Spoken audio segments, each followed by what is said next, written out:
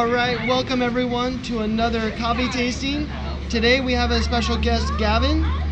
Welcome, Gavin. What's up, everyone? Gavin is a Starbucks employee from another store, and he is one of my neighbors as well. And so what we're highlighting today is just coffee bringing the community together.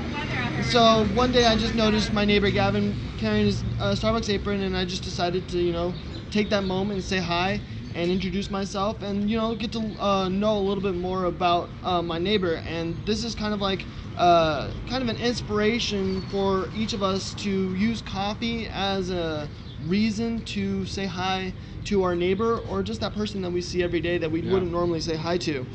So today we're actually tasting the Veranda Blend. The Veranda Blend is a blonde roast, and it is Gavin's favorite blend that we serve at Starbucks. Why is it your favorite blend, Gavin? When I first started working at Starbucks, I liked coffee, but wasn't crazy about coffee.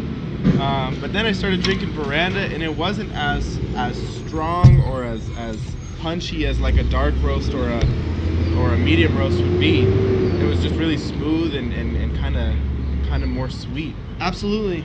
So with that blonde roast, we're actually getting a lot of those lighter notes. It is a Latin American coffee, and it's a blend between different regions of Latin America. So we have Nicaragua, Guatemala, and Colombia. So we've got some great coffees coming in this coffee, and we're going to get some great notes of flavors. So some of those primary notes that we're going to get in this coffee is going to be those milk chocolate notes that we get from Guatemala, and it's going to be very smooth and subtle. So that's where we get those smooth flavors of this blonde roast. Okay. And so blonde roast was made for a specific reason because a lot of people couldn't find that coffee that was smooth enough and light enough for them. So that's why this coffee was actually invented. So the reason why you were looking for a different cup of coffee, that's the exact reason why this blend was made. Just so that people can find that lighter roast coffee that they can easily and better enjoy. Yeah, sweet. So if you guys are joining me for my coffee tastings for the first time, welcome. Don't forget to hit that like and subscribe button down below. And if you guys are joining me again, welcome back. And then for those of you guys joining me for the first time, we like to brew our coffee multiple ways. Lately I've been doing it 3 different ways on the pour over, the Chemex, and the French press. And the reason why we brew the coffee 3 different ways is so that we can explore the different flavor notes that you would get from the same blend of coffee but brewed a different way. And so the way you brew your coffee is going to impact the different flavors that you get from your coffee. So with the pour over, we're going to get that normal brewed flavor that you get from a conventional brewer, but it's going to be more refined. We're going to get a little bit more flavor from this because it's going to be a specific single cup serving. And then with the Chemex, we're going to get a little bit more of a lighter cup of coffee. And the reason why we're going to get a lighter cup of coffee on the Chemex is because of the triple paper filter. The triple paper filter is going to filter out some more of those sediments and a little bit more of those oils. So we're going to get a very, very clean cup of coffee. With the blonde roast, it's going to be very, very light. It's going to impact the flavor substantially. Could I ask a question really quick? Absolutely. Why, if you were to do 3 filters on this, would it still be different than this, or? Yes. So there's also not just the filter is different with the Chemex. Also the grind is a little bit different. Okay. So with the grind, we go a little bit coarser than a normal standard paper filter. And so when you get a little bit of a coarser grind, you're having less surface area that's being brewed and being steeped. So with the less surface area, you're gonna get less sediments and less oils. And so with this, we're releasing more flavors because it's a finer grind, but we're catching some of those flavors because of the paper filter. Right. With this, we have even coarser grind, so we're releasing less flavors because of the less surface area. And then we're also filtering out some more of those sediments and oils. So this is going to end up being a very, very light cup of coffee. Now with the French press is on the coarsest grind of the 3 brews. So you would immediately think that it's going to be very light because there's even less surface area to brew with the French press. But that's not necessarily true because it's a full submersion and those grinds are really sitting there in the water. It's actually allowing time for the flavors to seep out of the coffee. Well, these are pour overs, so the water's passing through the grind, Okay. so there's flavor being left behind Right. because of the paper 'Cause it's not- filter yeah. and because we're relying on the time of the brew process Right. to bring those flavors The water's forward. not hanging out with the coffee as long as Absolutely. it is with this one. Okay. So, and then because of the different brew methods, we're going to get different flavor profiles. We're going to get different balances. So what I've typically noticed with the pour overs, we tend to get a lot of those bright citrusy flavors. Okay. And then with the French press, we get a lot more of those bitter flavors that come through, but not in a bad way. The bitter flavors come through and kind of meet that citrusy flavor on the even Okay. playing field to make that balanced cup of coffee that we're looking for. So it's very interesting when you think French press, you think it's going to be extra strong and extra Right. bitter, but in some cases it's not. In this case, it might be a little bit intense because this coffee doesn't have a lot of bitterness in the first place. We're going to get a lot of bright flavors. Okay. So for all we know, with this French press, with the blonde roast, we're going to get a lot of those bright citrusy flavors that come forward because this particular blend doesn't necessarily have those Okay. bold roasty flavors to offer us. All right. So now we're going to go ahead and taste the pour over first. And you're familiar with the whole tasting process, right? No, I'm not actually. Okay, definitely. So we're going to walk through the tasting processes. So first thing we're going to go ahead and do is we're going to sniff the coffee, and we're going to really try and get those aromas that's coming off the coffee. So what I immediately smell when I smell the coffee is almost like that milk chocolatey bitterness. I can smell like that, a yeah. smooth milk chocolate. Yeah. All right, so now that we've got that scent, Okay. now we want to go ahead and slurp the coffee. And when we slurp the coffee, we want to get the coffee all over the palate of the tongue so that we can better taste the flavor profiles of the bright acidity on the sides, the bitters towards the center of your tongue.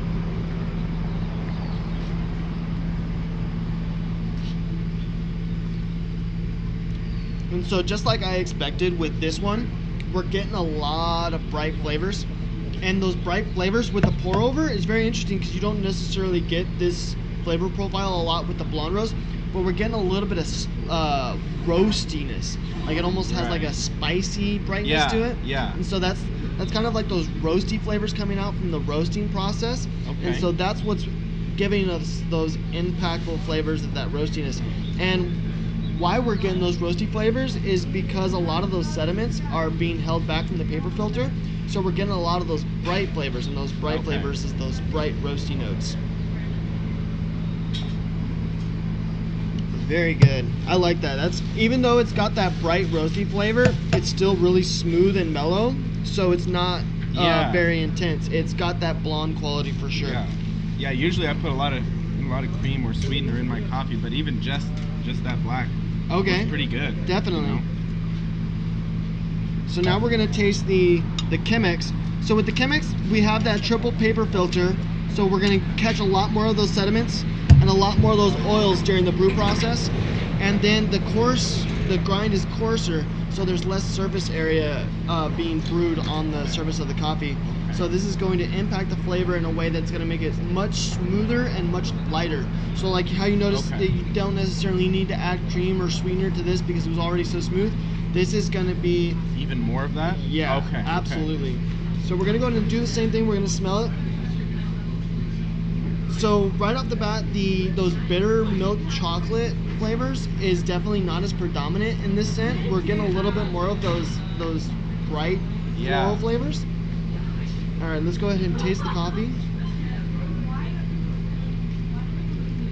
So like I said, that's very, very smooth, very clean.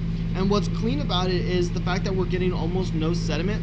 And the sediments is what really attaches itself to your tongue, and you get those like lingering flavors that hold on. So we get like that nice milk chocolate smooth flavor. We do get a little bit of that bright acidic flavor that comes through towards the end as our palate clears. But it's primarily that smooth milk chocolate flavor in the very beginning, but then it clears away very quick. So it does. If you're looking for a cup of coffee, you don't need to add any sugar or cream to it, and you already don't like those dark roasts, The Chemex for the blonde roast is going to be very, very good if you're trying to reduce the amount of sugar and cream that you add to your coffee. Yeah. Wow, that's really good. The Chemex is really, really good. That is very, very smooth and clean. That's one of the qualities. Have a great day, Sheila. One of the qualities that I look for in a good cup of coffee is the lingering flavors and how does it attach to your tongue and what are the after effects. So one of the flavors that I tend to lean away from is like those floral dry flavors, because then you're left with a dry palate and you kind of need something savory to pair it with. And sometimes you don't have food to pair your coffee with, so you want a cleaner cup of coffee, more balanced, so you don't have to rely on a food pairing. Okay. So now we're gonna try the French press, and I don't know if you guys can see it on the camera, but check out that crema that we got from this blonde roast. That's gonna be really nice. That means we got a really good brew going on right here. It's gonna taste delicious. All right, so with the French press, we're gonna get a lot more sediments and a lot more oils. Okay. So immediately, I'm smelling a lot more of those bitter flavors. How about you? Yeah, I think so. You know, with the Chemex, that's what this one's called? Yeah. That one almost didn't even smell like a regular cup of coffee. Absolutely, you know? almost tea style. Yeah. Because how light and smooth it is. Yeah, but this one's a lot thicker. Oh, with all absolutely, of that. got that malty feel. Yeah.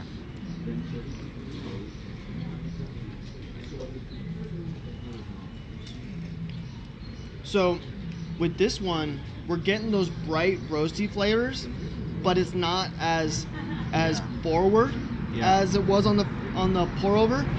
But and the reason why that is because those sediments that come in the French press are giving us a little bit more of those bitters, and and like I said, those bitters are kind of coming forward to meet with that roastiness. Yeah. So we have the same level of roastiness that we did on the pour over, but it doesn't taste as intense as it does in the pour over because those sediments are coming forward to really balance it out. So all three brews are a really good way to brew the blonde roast. If you're looking for a little bit more of that roastiness, definitely go with the pour over. The Chemex is really, really smooth, very, very clean. It washes away on the palate very easily. You don't have to worry about pairing it with anything. And then with the French press, we're looking at a very similar flavor profile as the pour over, but we're getting more of those bitter flavors that are meeting that bright roasty citrusy flavor. So the bright roastiness doesn't taste as intense, even though it's still on that same intensity level. It doesn't seem like it because the bitters are. It evens it more out. Yeah, absolutely. Yeah. It seems like if blonde coffee was made for people who want coffee but don't love dark or medium roast, then the Chemex was made for blonde coffee. Absolutely. That's like the least blonde or medium or dark roast that it is. That is 100% correct. Whenever I do the Chemex on some of my other coffee tastings, and people are looking for like a lighter roast, or they want to try like some of the darker roast coffees, but they don't want it to be as intense, I definitely recommend the Chemex. And like you said, it's almost like not a coffee quality. And that's something that I've referenced to it before in the past, is it being almost like a tea. Where some of those floral flavors really come forward, and it's really mellow and smooth, so you get like almost like a Earl Grey tea status. So it's really good, or like a English breakfast tea. Really.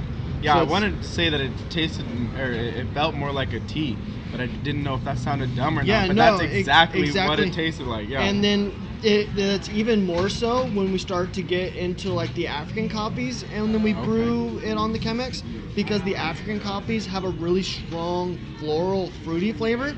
The really strong floral fruity flavors really come out on the Chemex. And then because it catches all those sediments and all those oils, it's going to give us that really strong tea flavor. So this definitely gives us a nice tea quality. And if you are a tea drinker and you are looking to delve into the coffee world, African coffees are really good to try on the Chemex if you want something that's very similar to coffee. And I do compare other types of coffees to different types of things. So like say if you're a beer drinker and you like a strong like IPA, African coffees will be really good because you get that floral quality. But if you like a malty flavor, then you're gonna want to go with like an Indonesian coffee just because of the brew process. So there's tons of different things that you can compare coffee to explore the different flavor notes that you like, and that's the cool part about coffee is it's so diverse and the flavors widely range that we can find a coffee that is relatable to like your lifestyle or the flavors that you get. And when I say like lifestyles, some people might be on like a diet or they might have like something going on like medical wise. And so say if you're very sensitive to acids and stuff, Chemex would be a great way to brew coffee if you're sensitive to acids, because we're filtering out a lot of those acids through the paper filter. So it's going to impact your stomach less than what like a French press.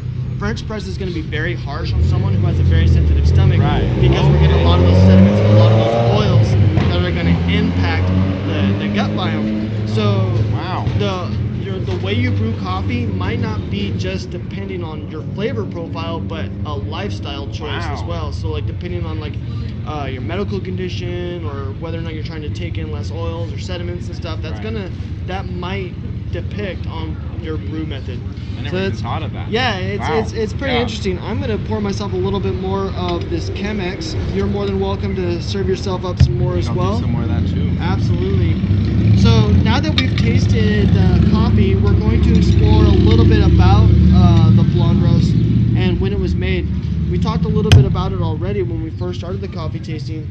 So blonde roast was actually invented in 2012, January 10th. Oh wow, okay. Yeah, so this is a fairly new coffee, very, very new. It's like in its infant stage compared to other coffees. So like blonde coffee in general? Yeah, blonde coffee in general. Wow. Was invented in 2012, and the reason why it was invented was because they did a survey in 2010 to 2011 where they were asking customers like why are you leaving the coffee aisle without a bag of coffee, like what's the reasoning if you were to go to a coffee store and not leave without a coffee bag, why are you not grabbing a coffee, or why aren't you taking home coffee or brewing it at home?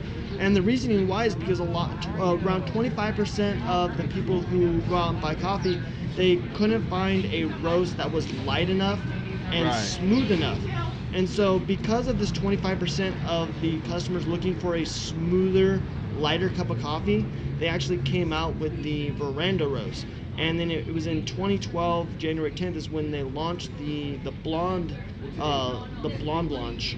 And they came out with the Veranda, the Willow, and the Decaf Willow. And so this is just like a way for Starbucks to find a cup of coffee that the people who don't necessarily want that super strong cup of coffee and are looking for a lighter roast.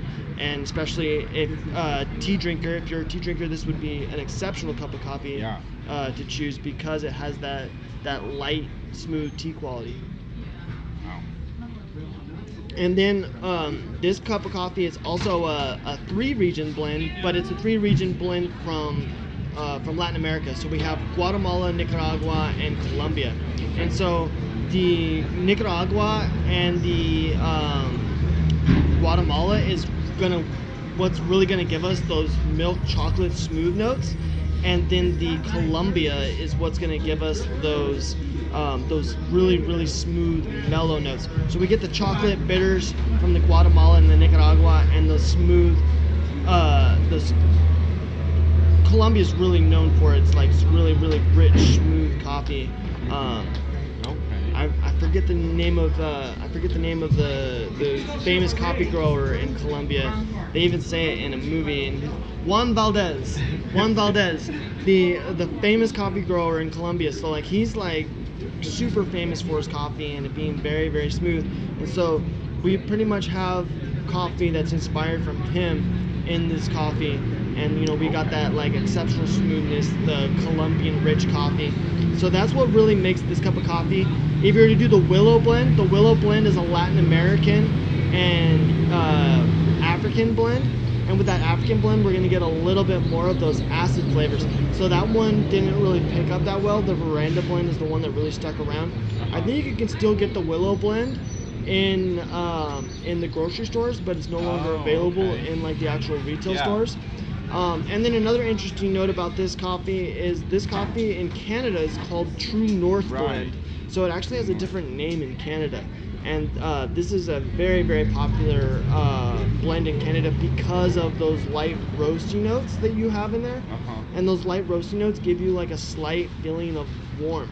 So even after your cup of coffee goes cold and you're tasting those roasty flavors, it gives you the illusion of sitting in front of a campfire because you're getting those roasty notes. It's kind of like tricking your brain into thinking you're warm because you're tasting those flavors that are associated with warmth. So it's it's very interesting. That's we actually learned a couple weeks back that's why the Yukon blend was chosen, because it was brewed specifically for a fishing captain, and his thing was, he wants an exceptional cup of coffee that can keep them warm on the open waters. Well, it's impossible to keep a cup of coffee warm. Like, you can have it warm, but sitting out in the open water, it's gonna go cold quick. So something important is maintaining the illusion of warmth. So he chose the specific flavors in the Yukon blend to really get those bold roasty flavors. If you ever tried the Yukon blend and you recall the story, you'll actually taste those roasty, woodsy flavors like you're literally sitting in front of a campfire, and that's what gives you that illusion of being warmth. And that illusion of warmth is important, especially when you're working on a boat, because when you're working on a boat, it's a lot of hard manual labor. And if you're focused on being cold or your body's shivering, that's your body using energy and wasting energy for your muscles. And so if you can, even if you're drinking a lukewarm cup of coffee and you can trick your mind and your body into thinking that you are warm and you're not shivering and wasting that body energy, and really preserve that energy for when you need it, when you're working on the deck of the ship, and making sure that you don't fall overboard, because that's not something you want on the ship. Yeah, absolutely. Especially if you're tired and freezing. So so that's how cups of coffee can really impact like the community and stuff. And I just encourage everyone watching the live stream today to say hi to your neighbor, say hi to the person in line next to you, learn a little bit about them. Even if you guys don't necessarily believe in the same things, you can find some common ground to talk about the things that you might believe in, just like me and Gavin, where we don't necessarily believe in the same things, but we were able to talk about common ground things and really make that connection and talk about things that really inspire us and how we can connect that through coffee. So I think that's so cool, and I think that's something that is really missing in the world today. If I don't disagree with you, or if I disagree with you, then we cannot be friends. We cannot even talk to each other in a nice way. Absolutely. And I don't think that's right, because coffee is something that's not like, it's not an ideology or something that's instrumental in life, but it's something that you enjoy and have a passion for like crazy, and something that I like as well. And we can come together on that, and it doesn't matter that we disagree on this or this, but we're both humans. Absolutely. And then also at the same time, you guys, it doesn't have to necessarily be coffee that is your catalyst for saying hi to your neighbor. If you guys notice something that, like, you have something in common, stop them and ask them why. Like, why do you do this? Why do you do that? Because, maybe the same reason they do what they're doing is the same reason you do it, and then you guys have that common ground, and you guys can have a genuine conversation with your neighbor and learn a little bit about each other. I think that's important to bringing the community together, so that it's not just, that person's my neighbor. It's like, oh, hey, that guy does this and this and this, and his name is Gavin, and he's my neighbor. It doesn't have to be like, hey, he's my neighbor. So and it helps open the door to talk about the things that are really important to you. Absolutely. Like, if finding common ground, or even like the love that you have for coffee. I have that love for things. There's things that I do or enjoy that I love in that same way. We're not that different, and then that's what bridges the gap. That's really cool. Absolutely. Being able to find those different passions and put them on the same level, and then kind of show each other how we can share those passions with other people. I think that's really cool. yeah, I Awesome. agree. Awesome. That is really, really cool. Thank you so much for joining me today. Yeah, thanks for having me. Absolutely. Thanks again, everyone, for joining us on today's live stream. Let's thank Gavin for joining us on today's live stream and really sharing his love for Veranda Blend and just, being able to open up and connect with us over coffee. It's kind of cool. Yeah, it's really cool. It's really cool. I really enjoyed this. And I had no idea that there was that much of a difference between how you brew your coffee, Oh yeah, absolutely. That Absolutely. alone is crazy to me. But So that is one of the major importances of these coffee tastings too, is exploring the different flavor notes that we get from different brew processes, but from the same cup of coffee, and then also learning the stories behind the coffee as well. If you guys enjoyed today's coffee tasting, go ahead and hit that link down below. That is going to be a list of videos that I've done of coffee tastings in the past. The link above is just going to be a list of videos that YouTube thinks that you might like. Have a great day. See you next Tuesday. Sweet.